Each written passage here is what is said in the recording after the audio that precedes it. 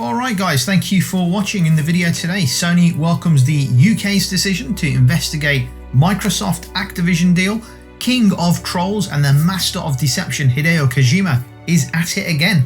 He's teasing something with his latest tweet. Take a guess at which next-gen console was used to showcase the Tekken 8 gameplay. I will tell you a little later in the video.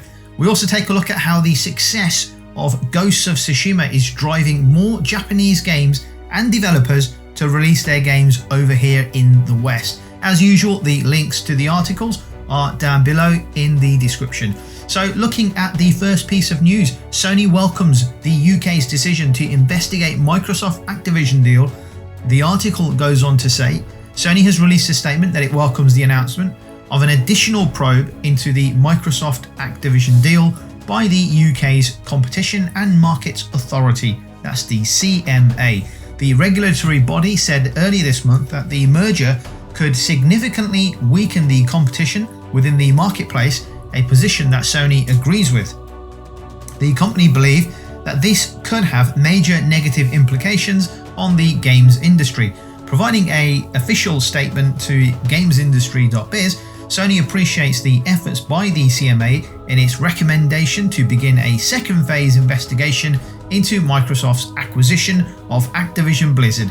A statement reads, by giving Microsoft control of Activision games like Call of Duty, this deal would have major negative implications for gamers and the future of the gaming industry. We want to guarantee PlayStation gamers continue to have the highest quality gaming experience, and we appreciate the CMA's focus on protecting gamers. In response to this, Microsoft has countered these remarks by saying that it makes zero business sense for Microsoft to remove Call of Duty from PlayStation, given that it's a market-leading console. The console wars over Call of Duty was brought to a boiling point when PlayStation CEO Jim Ryan specifically called out Xbox CEO Phil Spencer last week. According to Jim Ryan, Xbox stated that the Call of Duty franchise would only remain on PlayStation consoles for 3 years after Activision's contract with Sony is over. While Spencer said that this offer goes well beyond typical gaming industry agreements, Ryan has called it inadequate and felt forced to put out a statement because Phil Spencer brought this into the public forum. In all honesty, this is getting a bit childish.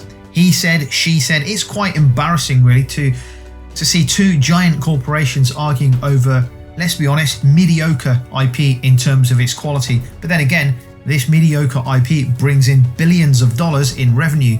So don't get me wrong, Activision Blizzard games used to be really, really good.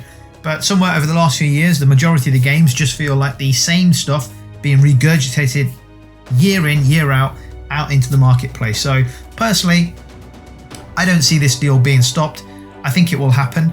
Microsoft will probably have to sign up to a deal which guarantees Call of Duty remains multi-plat, or that it remains multi-plat for a number of years, well beyond the 3 years originally stated by Phil Spencer. Let me know what you think of all this between Sony, Microsoft and Activision down below in the comment section. Now moving on to our next piece, we have Hideo Kojima, who is teasing something with a silhouette of actress Elle Fanning. The article goes on to say, a new Kojima game is possibly being teased by none other than the maestro himself. Earlier, Kojima Productions linked fans to an official webpage that simply features a silhouette along with the Kojima Productions logo. The webpage was later shared by Jeff Keighley, indicating that an announcement will be made during the Tokyo Game Show 2022. However, Kojima has a history of trolling fans, so we can't say if this is an alternate reality game leading to an announcement of a new project or something else completely different. It didn't take long for fans to figure out the silhouette is of actress Elle Fanning. Interestingly though, both Kojima and Fanning seem to be following each other on social medias. So curious, but things get even more interesting. The official Twitter account for Kojima Productions tweeted earlier that while it'll have a physical booth and merchandising area with some VR stuff on display at the Tokyo Game Show, it won't actually be showing off any video games at the event. No game titles will be displayed at TGS, the tweet goes on to read, leading to fans speculating that Kojima might announce something but won't showcase it just yet. Kojima has been rumoured to be working on a number of projects of various scales, including an Xbox game. There are also reports that he's working on a game codenamed Overdose, which prompted Kojima Productions to reach out to leaker Tom Hedison to request him to take down the original report. I wonder what Kojima really has up his sleeves. I can't wait to find out. He's a mysterious guy, and his games generally contain a lot of mystery, so a lot to look forward to once we get to see what Kojima Productions can start to reveal. So moving on to our next piece of information, it's easy to think that the Tekken 8 State of Play trailer looked too good to be true, and you won't be blamed for assuming that the reveal video was made up entirely of pre-rendered footage. If you've actually seen the Tekken 8 gameplay, you're probably thinking, my god, this surely isn't going to be running on PS5 hardware like this. Well, according to Bandai Namco's Katsuhiro Harada, it will be. Tekken 8 director Katsuhiro Harada has provided more details on what exactly viewers were watching during the State of Play reveal. He has explained that it was taken from the work in progress story mode and was played on a PlayStation 5. He elaborates, in other words, all the character models, the backgrounds, the effects are the same ones that are used within the game. Tekken 8 gameplay shown in the trailer was chosen to showcase the quality of this game on the PS5. Visual highlights include the newly created playable character models, little details like how the water droplets run down the character's skin, the dynamic weather effects like the tornadoes and the waves. What's more, Harada said that the work in progress build's quality is dynamically improving every single day. Unfortunately, Tekken 8 release date remains a mystery, with fans told to stay tuned for updates. I have to admit, Tekken 8 gameplay was fantastic. I didn't expect it to look that good, and I didn't expect it to turn up at the Sony State of Play. Cannot wait to see what we have next for Tekken 8. Okay, moving on to our next piece of information, we take a look at how the success of Ghost of Tsushima is driving more Japanese games and developers to release their games in the West. And this is because of the success of Ghost of Tsushima, the team at Yakuza decided to bring Ishin remake out to the West.